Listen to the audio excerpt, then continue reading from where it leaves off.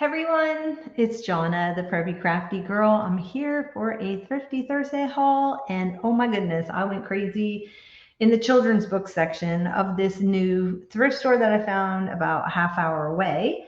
And that all of their children's books were two for $1. So I didn't have the chance to go through everything. I need to go back. They had like a whole room full of books, or like, I don't know, 4 or 5 bookcases full, and I need to go back and go through the books better. So I'm just going to share with what I got, and I got a couple other finds at a thrift store too. A different thrift store that I found a new one down there with my friends, and yeah. So let's get going. I'm trying to move through quickly. I've never seen these books before. They're called My Favorite Book. Apparently, well, this one's been written in. They were given away. I found the first page. Was it in this one? Maybe in that. Oh, here. It was presented by a pharmacy and a funeral home to someone in 1975. These are copyright 1973, Goodwill Publishers in Gastonia, North Carolina. But I thought the graphics were super cute, and they have each one has a little prayer, and I will definitely be able to use the graphics and the little prayers. Super, super cute. Never seen these. Picked up 2. They're exactly alike, even though one's darker than the other. I got a couple of these. This is a Telltale book, The Gingerbread Man. I have to laugh because these books were so well loved. There was a whole stack of them, and this is the best one that I could find. And it was like already kind of, look, it's already torn up.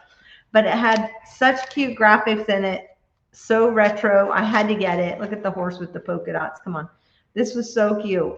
And even though, like, I think the first page is kind of written on it. It's done in pencil. I might be able to get it off. This one's really damaged. But anyway, I thought some of the pages, and maybe the cover is still, even though it has tape on it, it still might be salvageable.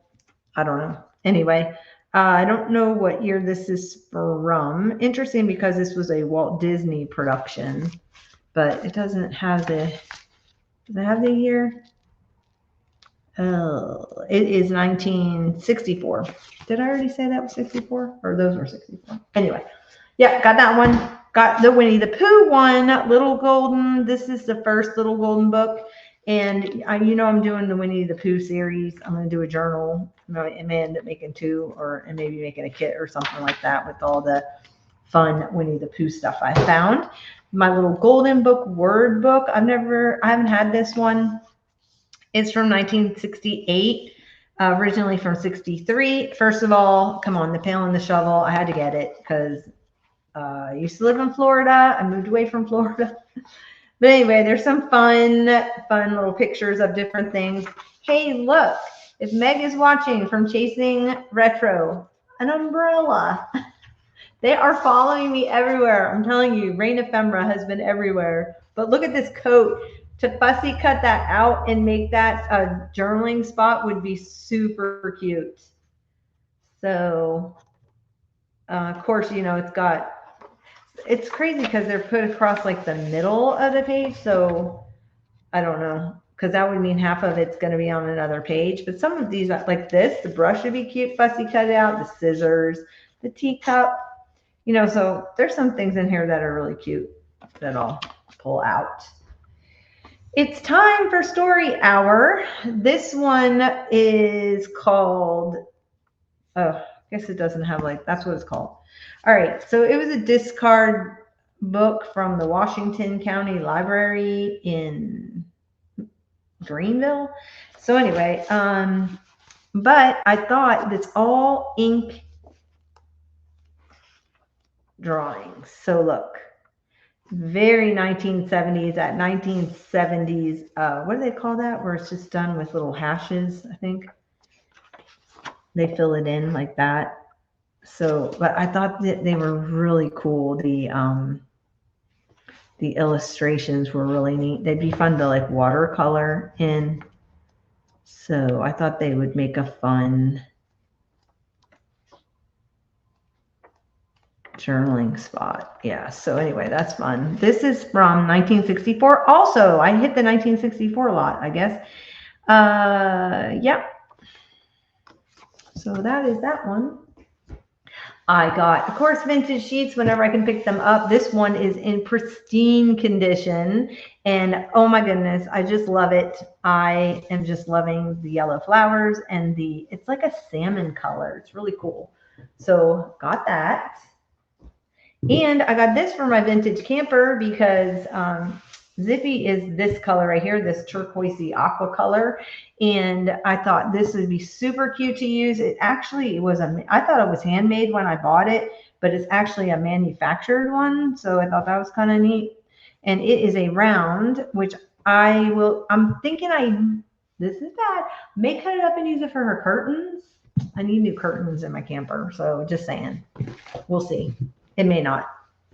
It may not. Okay, I've got Win a Few, Lose a Few, Charlie Brown. And of course, I don't ever pass up a Charlie Brown or Charles Schultz book because I just love everything about him. I loved his movies. I loved his cartoons. It's just his books. I mean, just really great. Reminds me so much of my childhood growing up. And but I thought these were really neat because it's like a whole little clip of a story and this big. So these are going to make great journaling cards. I am so excited about these. Like, our love will last forever, he said. Oh, yes, yes, she cried. Forever being a relative term, however, he said, and she hit him with the ski pole. That's the end. I love it. It's just like, these are just like really short little things. Let's see. Snoopy's typing away. The last car drove away. It began to rain. Oh, here's another rain one. And so our hero's life ended as it had begun, a disaster. I never got any breaks. I never got any breaks, he had always complained. He had wanted to be rich. He died poor. He had wanted friends. He died friendless. He wanted to be loved. He died unloved. He wanted laughter. He found only tears. He wanted applause. He received boos. He wanted fame. He found only obscurity. He wanted answers. He found only questions.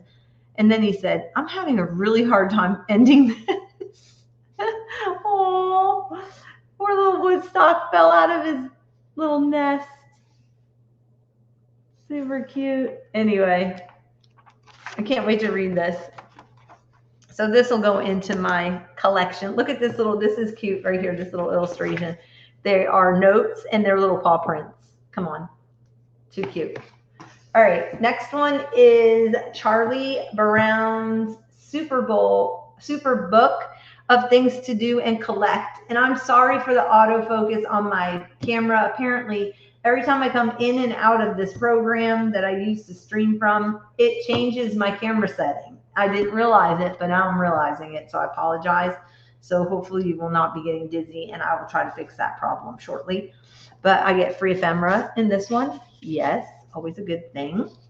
And this one is all about like collections, which I thought was really neat. There's some cool little crafting ideas in here. And of course, you know, it's then sprinkled with different, here's painting on rocks before painting on rocks now. We do now, but there's painting on rocks right there. Mushrooms and whales and flowers. Anyway, so this will be fun to go through and see if there's any crafting that I want to do in here.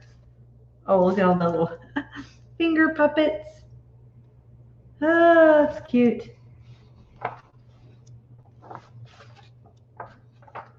Growing a garden, collecting bottles, recycling them, something about the ocean, collecting bottle caps. I knew a kid that collects bottle caps. Collecting stamps, so it's all the things. I don't know why this one is upside down, collecting placemats and menus, but it is stitched in, this signature is stitched in upside down. And I don't know why. So found that interesting. Seashells and what you could do with seashells, collecting shells. That's the other side of the collecting stamps. And I'm doing the postal kit. So I will be using that one, collecting coins. Love her. Oh, this is the other thing. Let's see, look. I have Lucy. I actually had gotten her for my sister because she always reminded me of Lucy from Charlie Brown, and she passed away, and this was in her on her desk, and so yeah, I ended up keeping it because it just reminds me of her. So I have her on my desk, and then let's see, there's all coins, collecting leaves. Anyway, this is a really cute book. I'm looking forward to using it. Then I have a couple more books. I got this one, the Rand McNally Favorite Pillow Time Tales. And this has like big illustrations. I don't know how I'm going to use this one. See, look, it's got a huge illustration in it. And I'm not sure how I'm going to use it. I was thinking about doing the Roxy challenge, Roxy's weekly challenge, where she did like a page fold in. So I may end up doing that because then you can cut it down. But I love that it had big words because I could be using those, as chip chatter.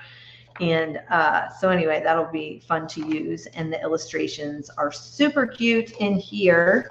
Let me see. Sorry if it's focusing and unfocusing. This is from 1978. Of course, this must have come from the same girl that wrote on all the other books, but there's no writing in the rest of the book. The illustrations are adorable. I did pick up these books. They were on a top shelf, so I had to work super hard for them. Oh, goodness gracious, but I got them down, and I picked the ones that I wanted. So this one is called Over the Hills, and this one's called Through Fairy Halls. And even though this is a later book, the illustrations in here were from the 1920s. So this book is actually from 1963, but the original illustrations were from 1920. So this book's from 1963. The illustrations are so cute. And I will be definitely using these. I need to kind of go through them and see if there's anything in these that I can be using now. Look at the little animals in the nuts.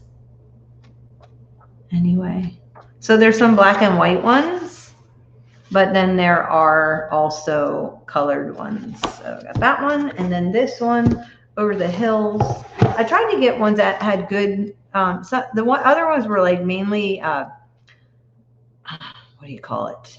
Oh, this one has Heidi in it. Remember I told you a couple months ago I was going to do a book for my friend because I was calling her Heidi about if she had braids in her hair. Okay. So anyway, the other books seem to have more like cowboys and stuff like that. And these seem to have a little bit more things that I would use. So the illustrations, anyway, yeah. So those are those. The other thing I got were these young folks shelf books, and I've had a couple of these in the past and used, and these are from the Collier's Junior Classics, and they have great illustrations in them also.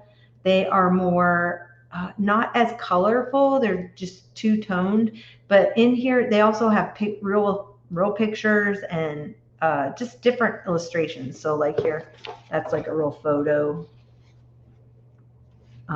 Pledge to the flag. I need to pull this one out because I'm doing a patriotic book for myself. Star Spangled Banner. What else is in here? Anything? Betsy Ross and the Making. Oh, this is all about Flag Day. Star Spangled Banner Girl. Flag of the Free. Okay, I may have to undo this book and pull that out. I need to put a piece of paper in there really quick. I'll remember. All right. Oh, wow. Lots of pages in here. That's going to be good. Night and Morning, Memorial Day. Anyway, ooh, free ephemera. Ooh, 2 library cards. Awesome. Okay, so let me go back. I can use those to mark that page that I want to use. April Fool's Day. So this is all holidays in here. The inscription at Mount Vernon. Oh, I need that for myself because I grew up near Mount Vernon. We used to bike there all the time. So this is on Washington. And the Valentine box. So anyway, you get the point. And that is my haul. Not very big, a lot of books, but I just thought I would share.